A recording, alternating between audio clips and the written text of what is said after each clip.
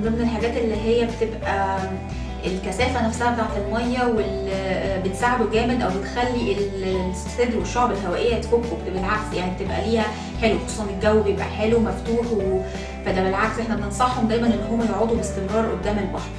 لكن بالنسبه للسويمنج بول او البسين مشكلتها ان هي بتبقى نسبه الكلور كل ما بتزيد وكل ما بيبقى فيه مشكله للعيانين الربو دول بالذات، وخصوصا لو الدنيا مقفله او الدنيا حاره قوي او مكتوم حوالين البول، في سويمنج بولز دلوقتي مقفوله، فدي كلها بتبقى حاجات فيها خطوره بالنسبه للعيانين دول، ممكن يحصل لهم ازمه ربويه من التعرض للكلور بنسبه عاليه. فلازم طبعا بيحتاطوا جامد.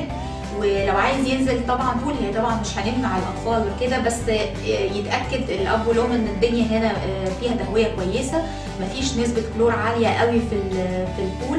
وفي بعض دلوقتي البسينات بيستخدموا ماده تانية خالص غير الكلور، ودي بتبقى تاثيرها طبعا اقل بكتير قوي على الرب والشعر.